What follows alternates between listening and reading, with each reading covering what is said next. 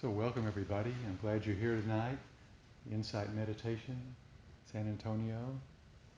A chance to be still for a while and put away the drama that we often read on our constant barrage of electronics and news, and we can just turn it off and put it all away for a little while.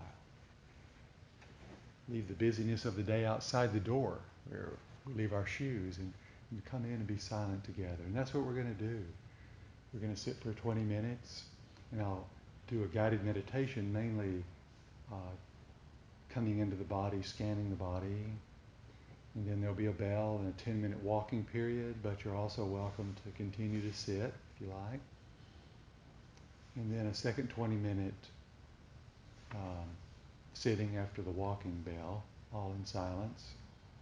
And then the final bell will indicate time for a stretch or some tea, and cookies are in there. You can eat your cookies in there, but not in here, but you can drink your tea in here. So that's a mouthful, right? So please enjoy your practice tonight. It's really a practice of happiness. It's not a practice of struggle or a battle with yourself. So enjoy your practice.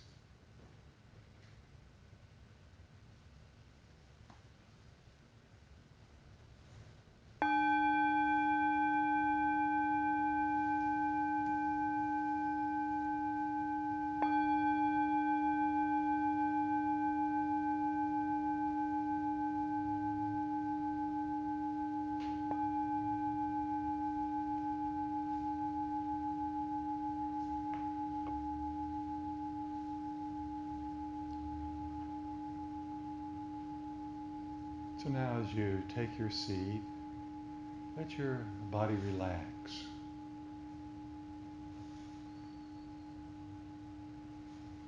Sitting in a posture where your head, neck, and back are relatively straight, a posture where you can stay awake,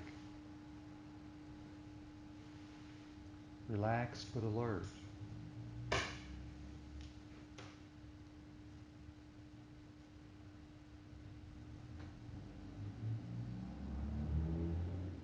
Now you can slow down.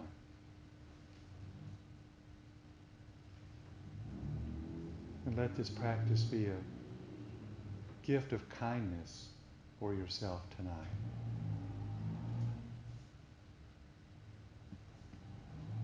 And for this next little while, there's nobody special that you have to be.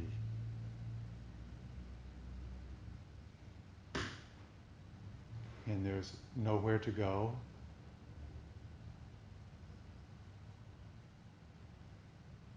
Nothing to do except show up for your life in just this moment. Beginning with just noticing the sounds inside this room, my voice, traffic outside.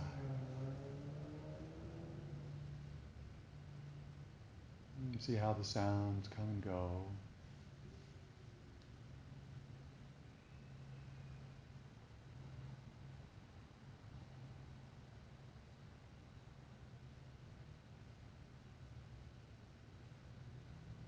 Feeling the space of the room.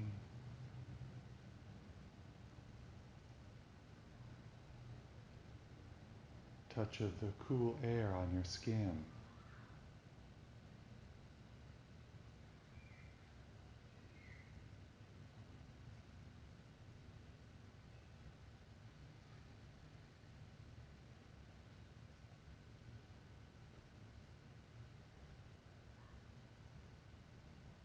Now aware of your head and face.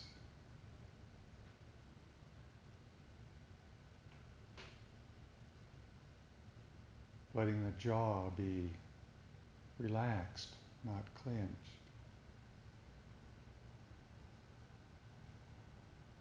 The eyes softly closed. Forehead relaxed.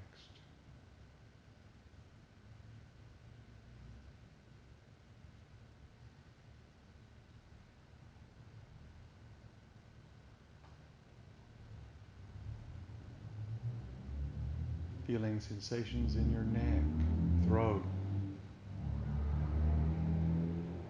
back of the neck.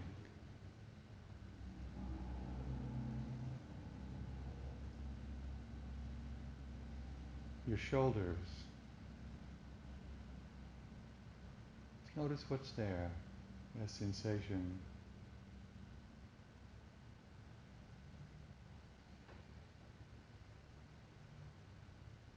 In your arms and elbows.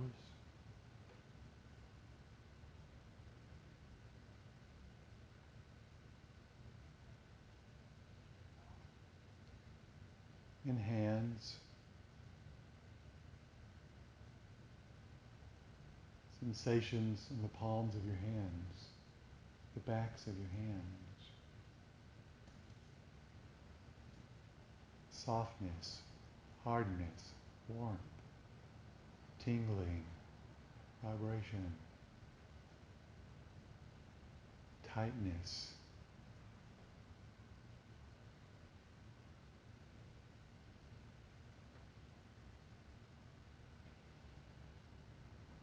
Now aware of the chest, the upper body, upper part of your back and shoulder blades.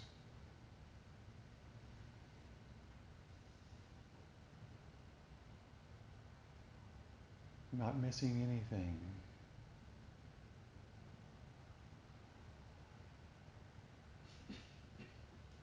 Noticing the belly, letting the belly be soft and easy.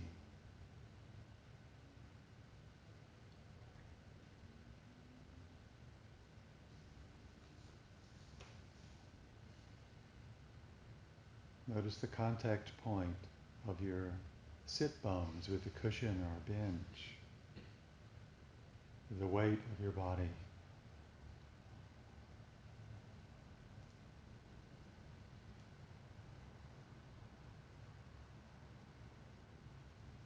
The upper part of your legs.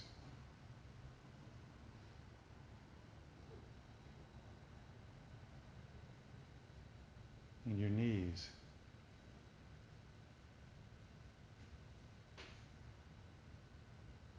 Lower part of your legs and ankles.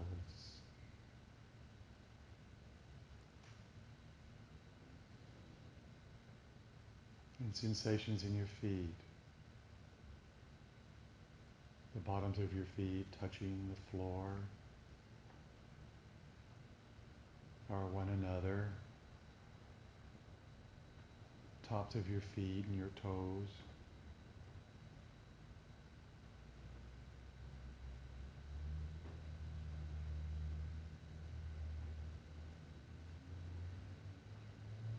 Now widen the lens of your awareness so that you're aware of your entire body.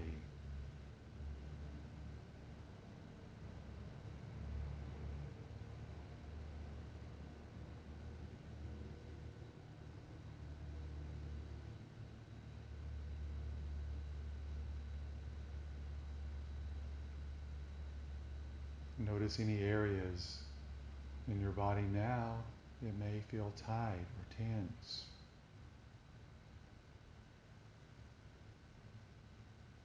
And meet those sensations with kindness, compassion.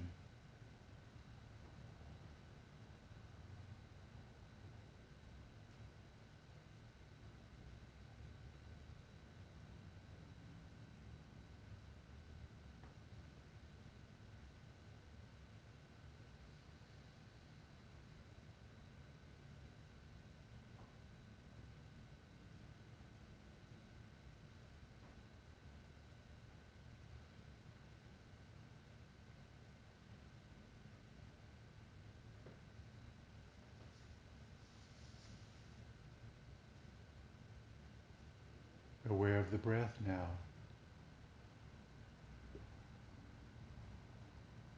As it enters and leaves the body.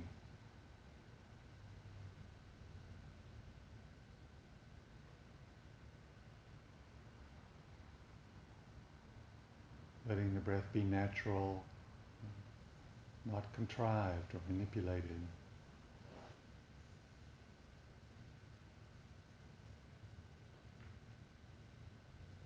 the breath is fast, that's okay. If it's slow, that's fine. Deep, shallow, doesn't matter. Just notice how the breath is for you right now.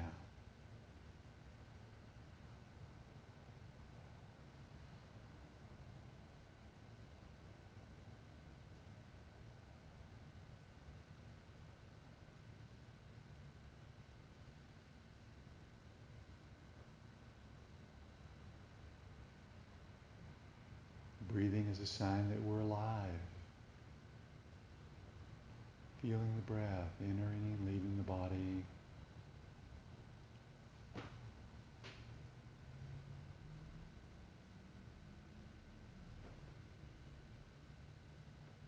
There's also sensation that accompanies the breath.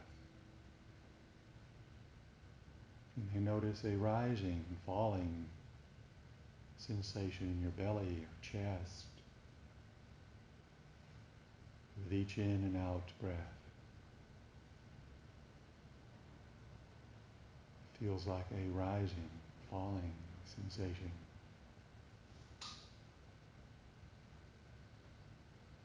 Or the breath may be noticeable at the very tip of your nose. Just as the air touches the skin, there's a sensation of coolness or warmth or tingling, itching.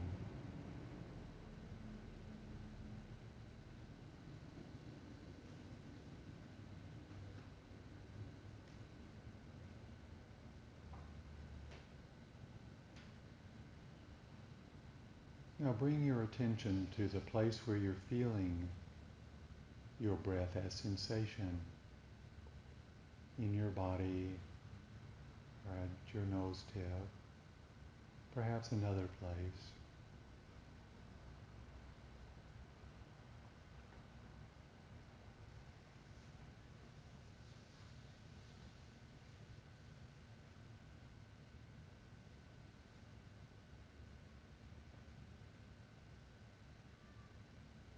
And let the breath be your anchor or your home base, place to come back to.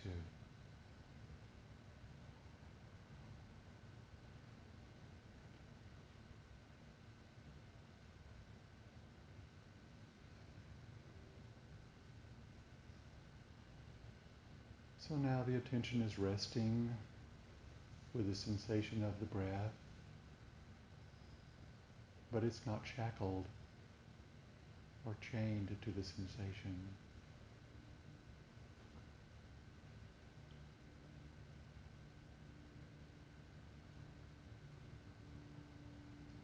So when you notice another sensation in your body that's strong, you can simply let go of the breath and pay attention to that sensation in the same way.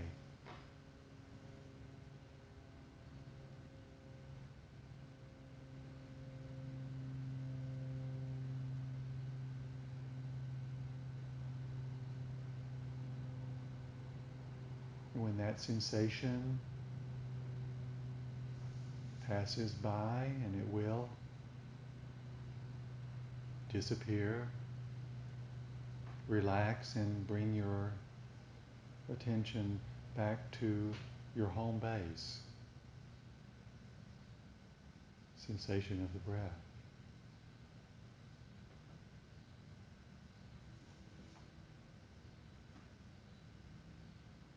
It's the same with sounds.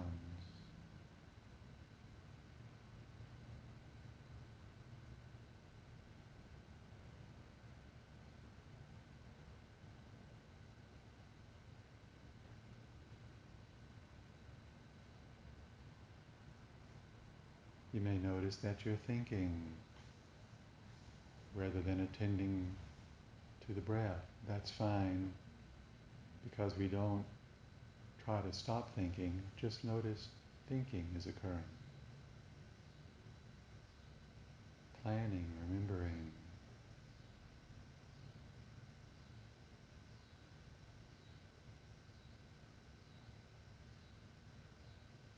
Without getting lost in the story of thoughts, relax and gently bring your attention back again to your primary object, which is the sensation of the breath.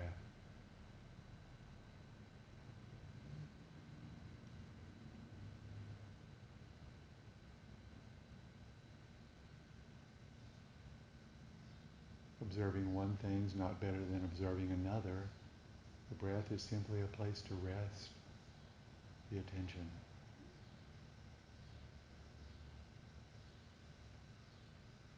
Calming the mind, calming the body.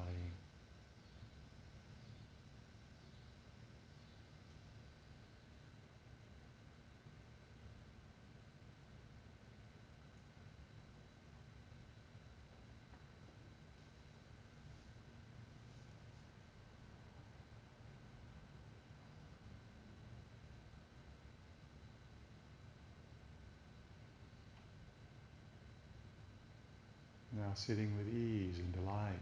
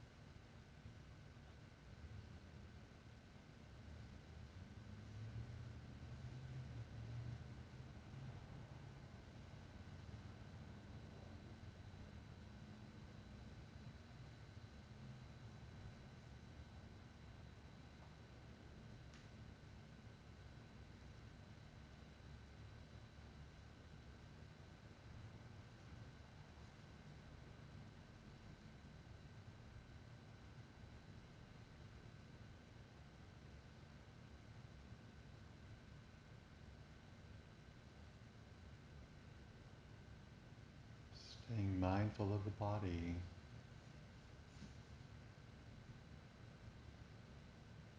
and the breath.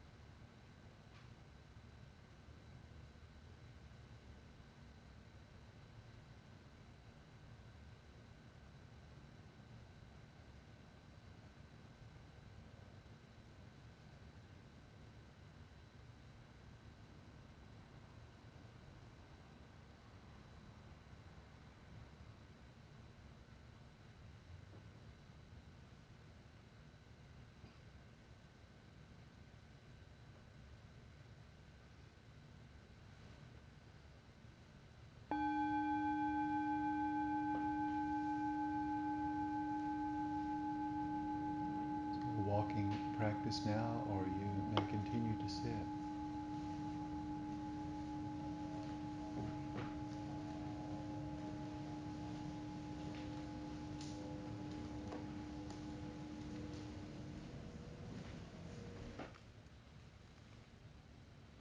We'll end with a poem by Joseph Mills. Questions. On the interstate, my daughter tells me she has only 2 questions. I'm relieved because she usually has 200. I say, okay, let's have them. And she asks, what was there before there was anything? Stupidly, I think I can answer this. There was grass, forests, fields, meadows, rivers. She stops me. No, Daddy. I mean before there was anything at all. What was there? I say that I don't know. So then she asks, where do we go when we die? I tell her, I don't know the answer to this either. She looks out the side. I look forward. And then she asks if we can have some music.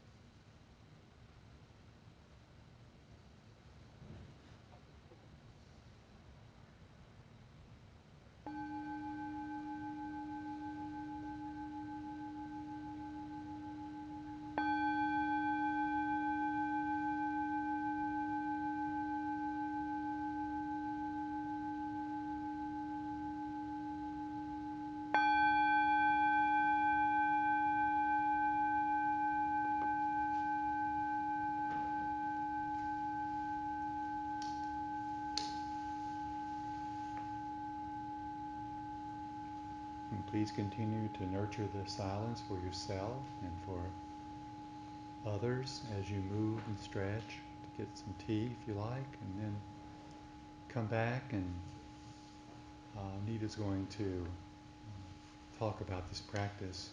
So about 5 minutes maybe.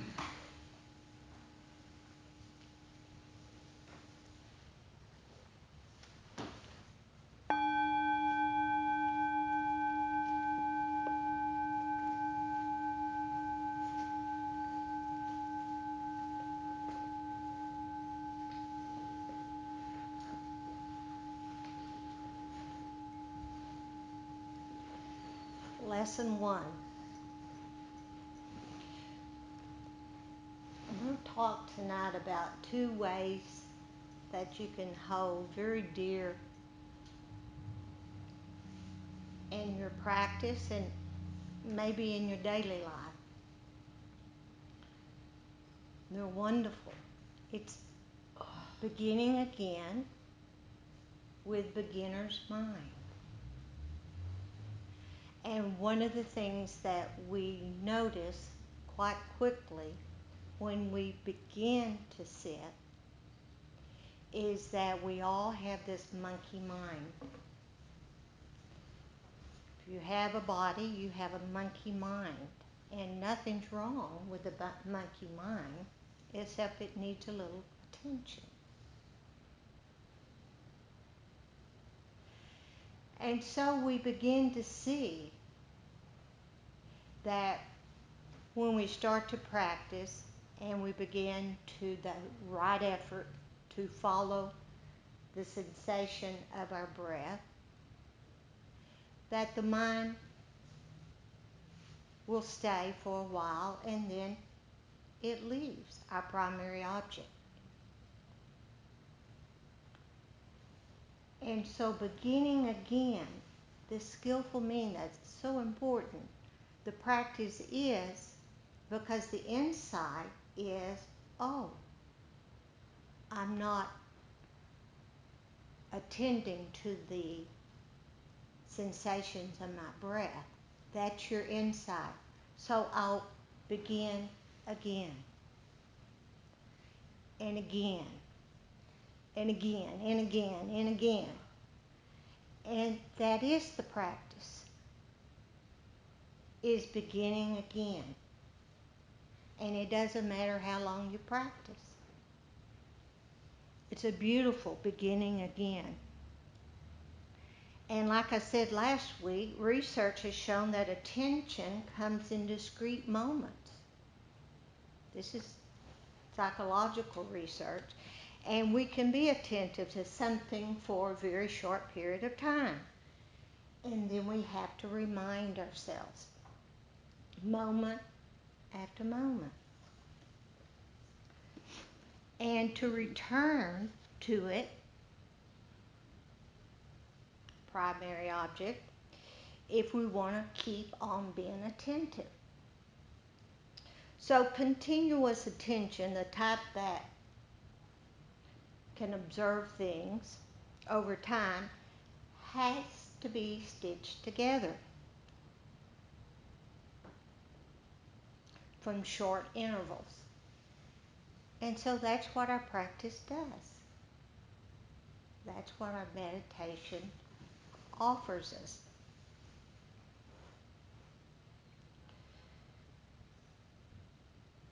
So, and it's easier for some of us to pay attention longer than others. I found that out in college because my college roommate would study for about 45 minutes to an hour and go to bed. And as she was snoring, I would study for 5 hours. And when we took the same test, she would ace it, and I'd probably get maybe a B minus if I was lucky. So our attention will vary, or our level of concentration, but only we know that. But it's important to know it. So, but when we lose our focus, where have we gone? We really haven't gone anywhere, have we? It's just that all of a sudden a mood has arisen, or a thought, or a doubt, or something that has drawn our attention away from the primary object. But as soon as we recognize it, we return, and it's how we return that's important. Because it's the kindness and the consideration and the openness and the tenderness that we give to others, to ourselves. And that's very important, because there's no rub in that. Beginning again, there's no rub if it's done correctly.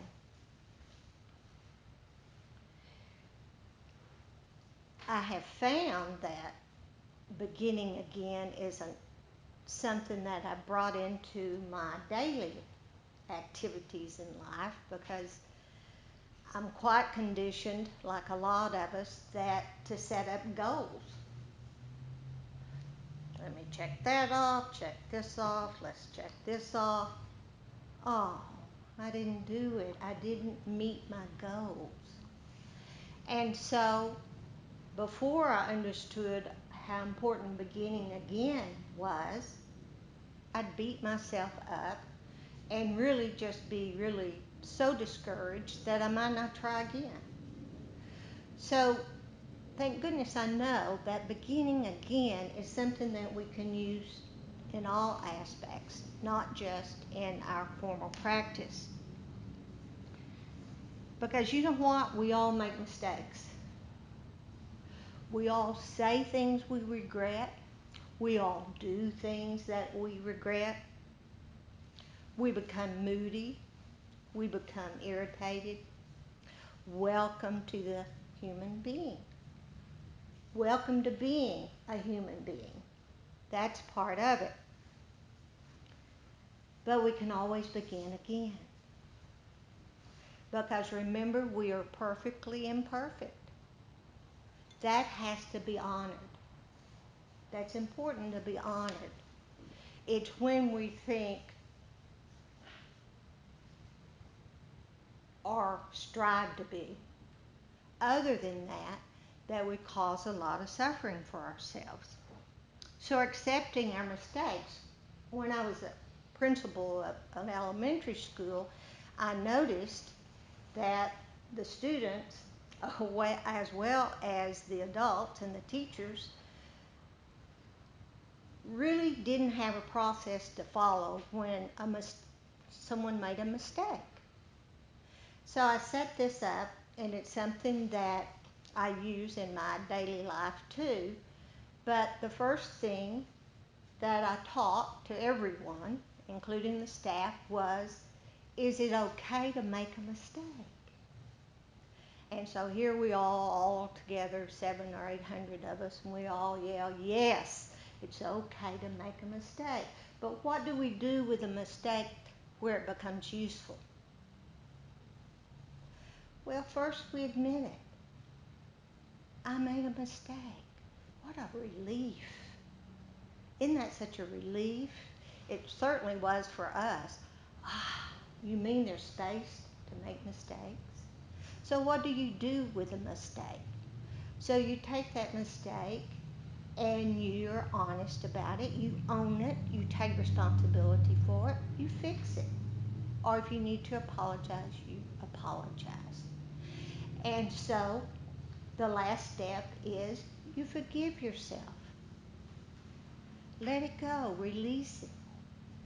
Begin again. And get ready for your next mistake. Because it's going to come. So that's important. This morning, Randy sent me a link to a person. His name's Parker Palmer, and I think he's a teacher and an author. But he says it so well, I wanted to read it to you.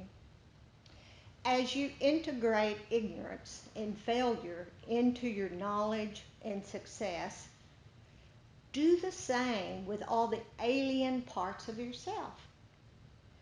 Take everything that's bright and beautiful in you and introduce it to the shadow side of yourself. Let your altruism meet your egotism. Let your generosity meet your greed. Let your joy meet your grief. Everyone has a shadow, but when you're able to say, I am all of the above, my shadow as well as my light, the shadow's power then is put in service of the good. See how that works? Wholeness is the goal, but wholeness does not mean perfection. It means embracing brokenness as an integral part of your life. Ah, what a relief. Can we not relax into that? Hallelujah. So, beginning again, invite that, stay with that, remember that. It's a really important way to meditate. It's a very important way to live your life. So, beginner's mind. Suzuki Roshi says, in the beginner's mind, there are many possibilities, but in the experts, there are few. And one of the prerequisites for this meditation, mindfulness meditation, is this kind of openness. So we begin to question and doubt our own opinions. And we begin to know that about ourselves. And we begin to see we're not our opinions. Thank goodness. So Suzuki Roshi is talking about the empty mind, emptiness, an empty mind, ready for anything, open to all possibilities. Wow. Open to all possibilities. So listening freshly, well, let's call it that. First, it means not assuming we've heard something before. Oh, yeah, I know that. I've heard it before. And we shut down. We don't stay open. And we actually hadn't heard this before. Anything in the present moment where we completely live our life is always fresh. Always, forever and amen, fresh. Second, listening freshly means listening to everything that's going on. Now, I know we concentrate a bit in following our breath, our primary object, but we don't, like Randy says in the beginning, we don't block out sounds. We don't block out the five senses along with thinking. No, no. We listen through our whole being, the whole body. And so I look really like this. Actually, we may learn more about the Dharma from observing Dharma, the truth that I'm talking about, Dharma talk, from observing our reactions with genuine interest and non-attachment than we do from the speaker's words themselves. So notice that because that's important. So we are watching, I love this part. This is real dramatic. We are watching the entire movie. We're watching it all. The good, the bad, the ugly. Tejanea says, first we must ask ourselves, what is our relationship to ourselves? Are we in touch with ourselves? Do we know ourselves intimately? And that's where the practice leads us. That intimacy with oneself. And it's also the path to complete freedom.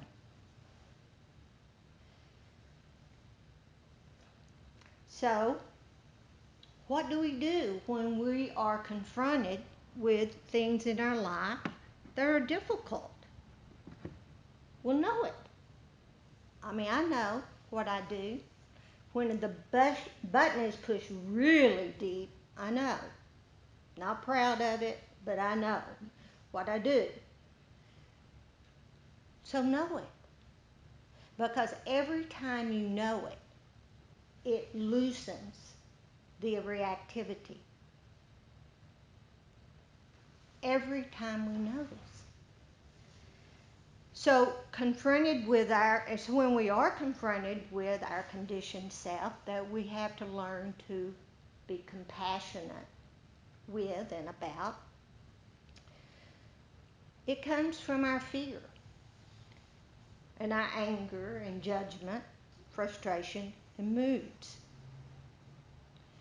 But when we know those so well intimately, one of the things that is a very important skillful means is we don't add more suffering to it. So you make a mistake. So you were rude.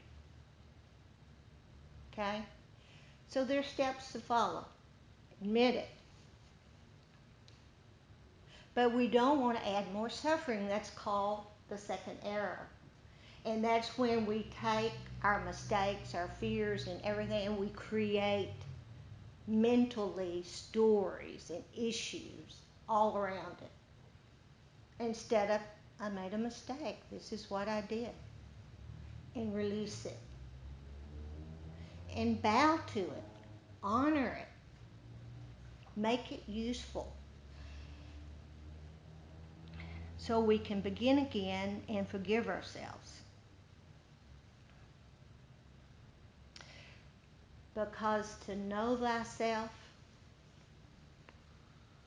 takes tremendous courage. It does. I don't want to look at the things that I don't like about myself. It's not easy. But in order to get to know intimately myself, I want to open to it. And then I have somebody that can remind me. And that's not all bad, even though sometimes I don't want to hear it. If you have someone that can be honest with you, I mean, what a teacher. And bow to them. May I bow to you? Because that's what teachers do. They say, you might need to go this way, Anita. Randy will say, you might think about that. So we really don't know ourselves, and that is so important because we have to trust ourselves. That level of trust is our teacher. When we trust ourselves, then we're our own teacher. We know which way to move. We know what not to do. We know how, because we know ourselves, but we don't trust ourselves. We want it to be out there, but it's here.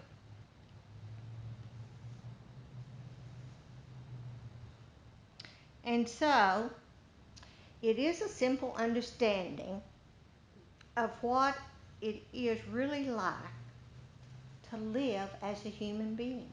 I've heard teachers say this over and over again. It took me a while to grok it, to understand it.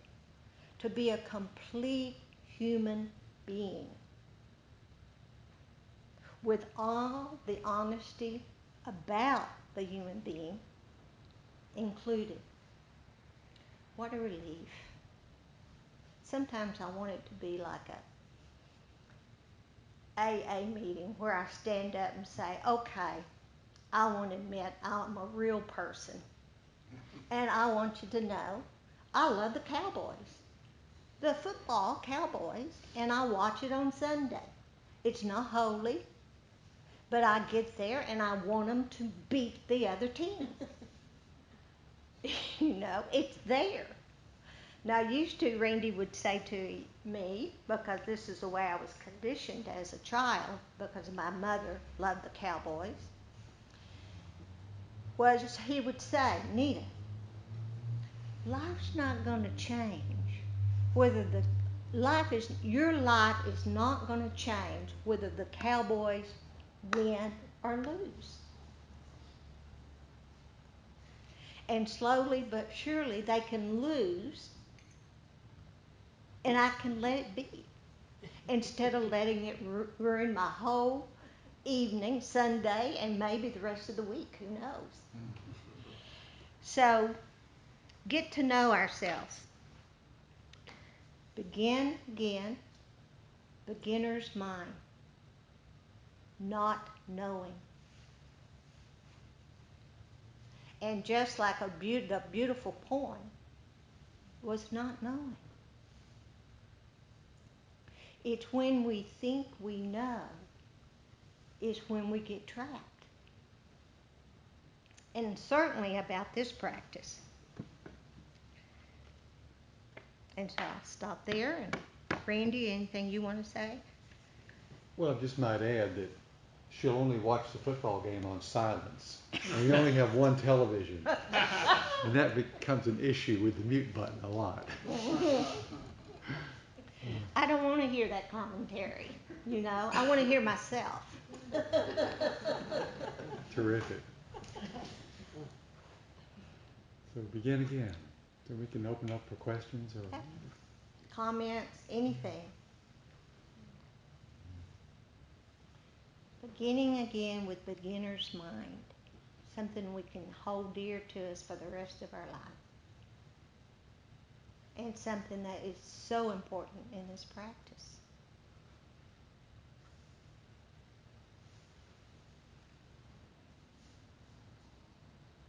When I'm in beginner's mind, I can't berate myself for getting something wrong because I don't know what's right or wrong. I'm just observing. I'm just Just observe. here to show up. Show up. Begin again. And know our limitations. Know what it's like to be a full human being. And don't pretend. You know, we have so much pretension in in our culture. How you doing? Oh, marvelous. Doing just marvelous. How you doing? Oh, just marvelous. How's your life? Oh, it couldn't be better.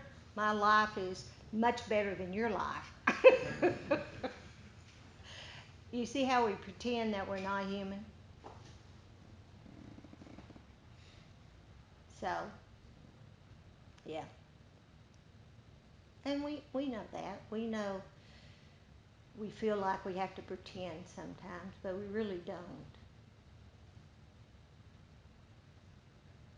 For me, James? for me, the as important part was, like you said, forgiving yourself Mm-hmm. every time you stray a little bit.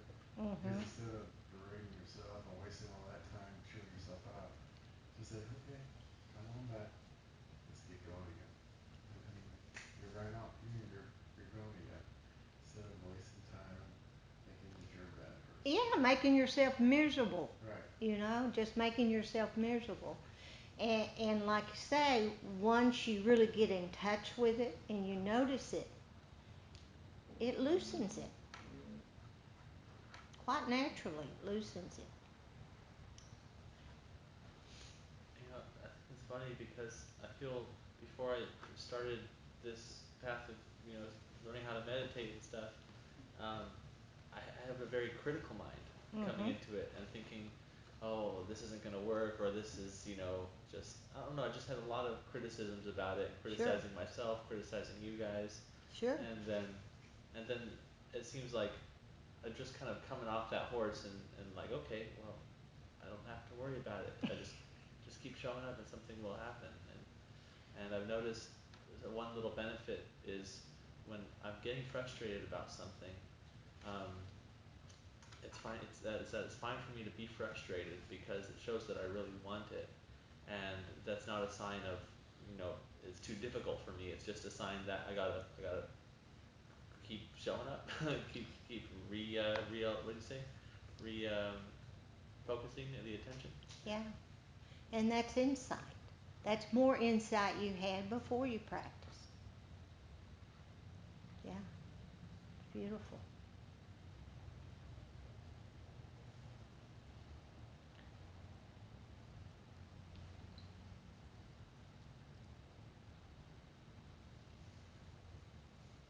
Melanie? I really appreciate the begin again um, approach, especially right now, because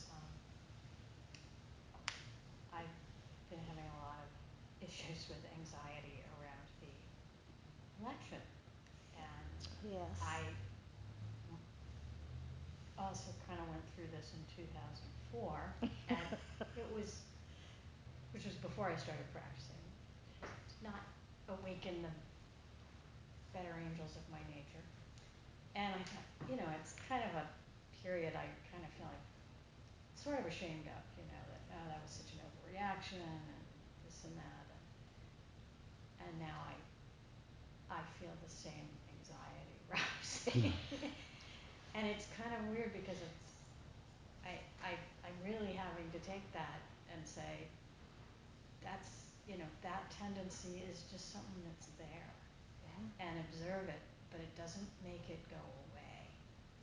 It's um, it's like, so I don't know, I don't know if I'm making any sense, but No, you're I making a did that. I lot of thought, oh well, sense. you know, I wouldn't do that again. Well, I yeah. wouldn't, you know, get that Yeah, I just Well, got involved. it's Yeah, frightening. yeah, I can tell you it's yeah, frightening. I'm sorry, Randy. I just got back from a retreat, and one of the yeah, topics we talked about were politics and the Dharma, politics and meditation, and it was what came to the conclusion that first of all, sometimes we need to limit the amount of time we spend reading the articles mm, on the internet constantly and watching every news program, especially just as a strategy. But also when we're watching um, newscast or when we're watching the debates, if we choose to do that, to be able to be very mindful of our reactions, what we're feeling inside. It can be a great teaching. Am I feeling anger?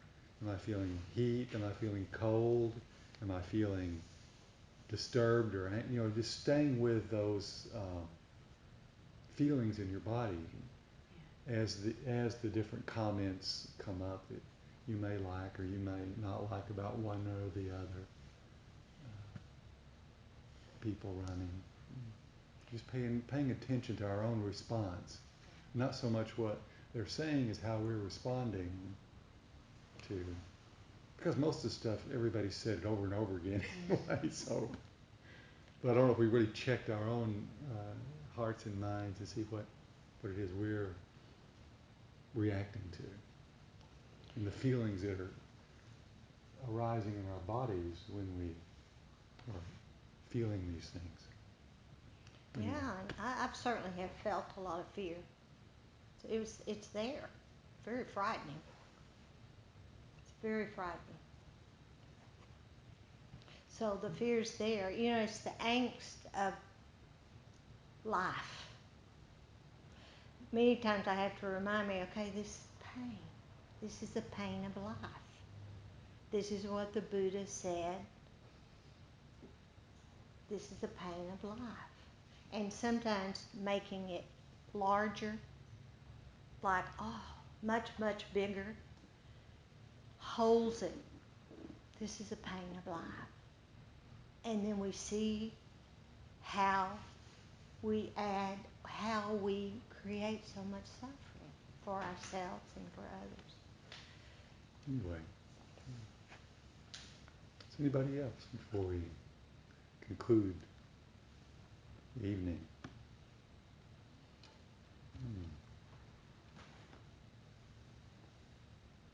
I was telling someone, Carlos, when I came back from the retreat on Saturday, I was very detached. At least this right eye was detached. I've got to go see the retinologist tomorrow.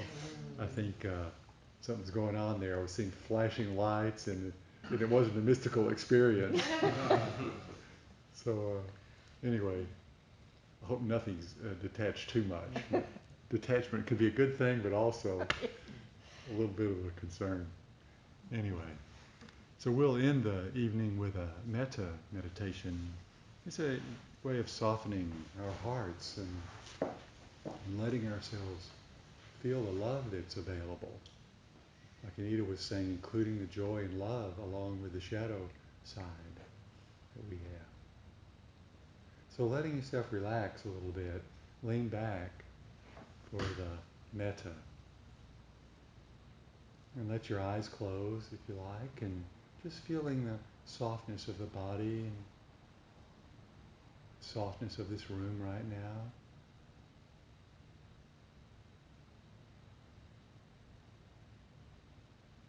And knowing the reality that this is the only moment we have.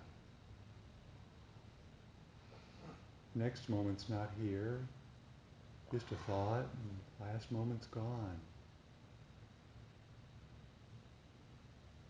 In this present moment, we can begin to relax into this loving kindness, loving awareness. Traditionally, we can offer some phrases that help us embody this love and kindness. And you can use them with me if you like, or just listen. May I be safe here now, free from danger and harm.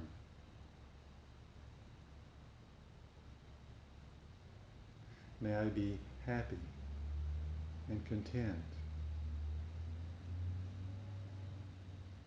May I be well in body and mind. May my heart rest with ease and well-being.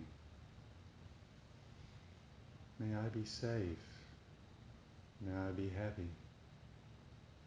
May I be well. May I live with ease. May I be safe. May I be happy. May I be well. May I live with ease.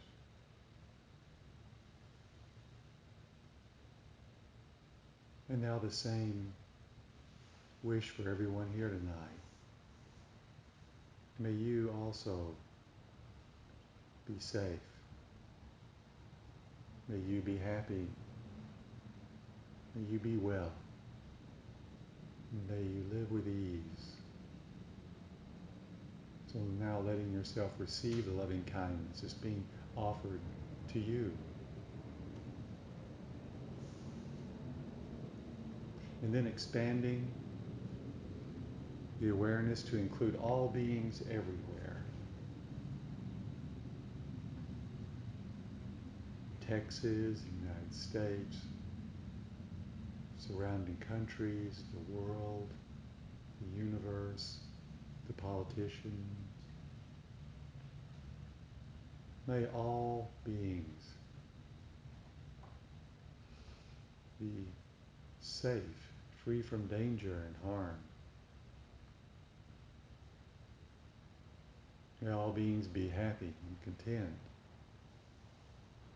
May all beings be well in body and mind.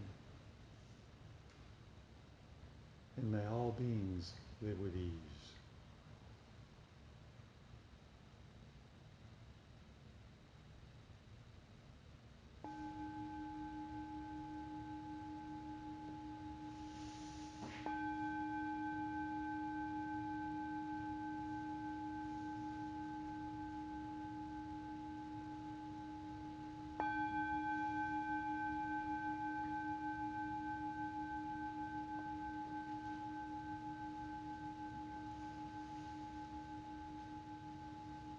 Thanks for being here, creating this Sangha, this group of people, sitting in silence, loving kindness.